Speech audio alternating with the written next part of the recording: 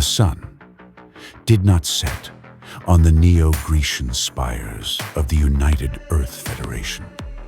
It simply recalibrated its luminosity for optimal serotonin production. Chip stood on a balcony of bioglass, sipping a nutrient slurry that tasted like success and synthesized mint. He was a digital minimalist. His entire life fit into a single, sleek, titanium briefcase and a cloud-based consciousness. Chip was a career necromancer. He didn't raise the dead. He raised dying industries just long enough to extract their remaining liquidity before letting them collapse. He was a sophisticated parasite, a man who treated empathy like a deprecated feature in an old OS. He moved through the world on fly-in, fly-out contracts, guided by Bluey, the cobalt-colored imp mascot of his favorite gig economy app. Optimizing your trajectory, Chip. Bluey would chirp from his retinal display. Chip would smile, a cold, algorithmic expression, and proceed to prompt engineer his way into the lives of project managers, using their insecurities as backdoors to their budgets. He loved the solar punk utopia, not for its green energy, but for its transparency. It made people so much easier to see through. Then came the great flattening. It happened over a Tuesday lunch. Chip opened Bluey to find his dashboard a cauterized red.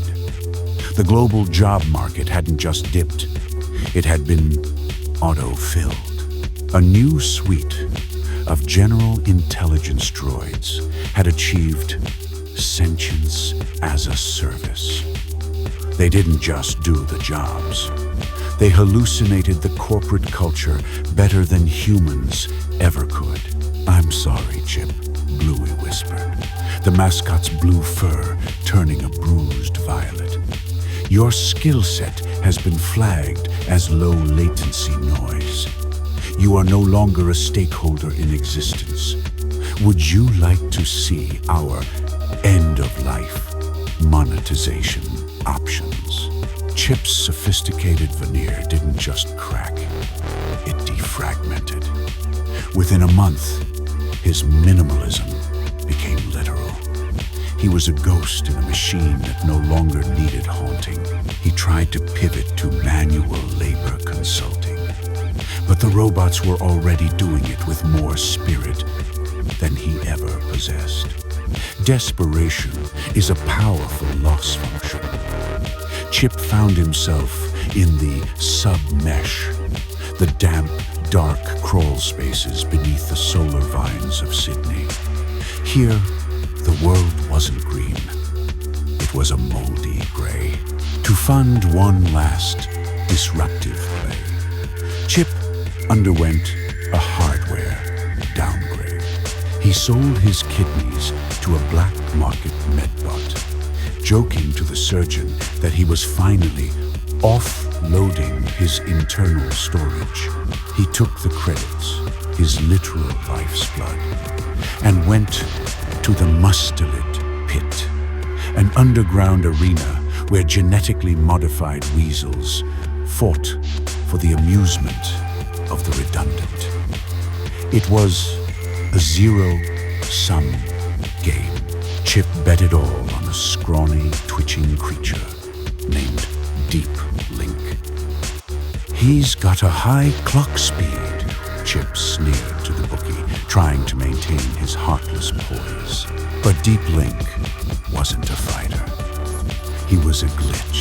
Within 30 seconds, the opposing weasel, a behemoth named the algorithm, had processed Deep Link into a furry red smear. Chip stood in the rain of a leaking coolant pipe, bankrupt and hollow, because he couldn't pay the disposal fee. The bookie tossed him the mangled, barely breathing remains of his investment. He crawled under the concrete ribs of the Glebe Bridge, clutching the dying weasel. He found a discarded vintage 2024 microwave, its shielding cracked, its internal clock blinking a permanent, mocking zero. With the practiced ease of a man who had spent his life re-platforming, Chip hot-wired the device into a nearby solar conduit. He looked at the weasel. It looked back with a glassy, unsupervised stare. "Sorry, pal," Chip whispered, his voice a dry rasp. "It's time for a hot fix." He placed the creature inside. As the microwave began to hum, emitting a sickly, radioactive glow that illuminated the dark, Chip realized he finally understood the future of work. He wasn't the necromancer anymore. He was just the input.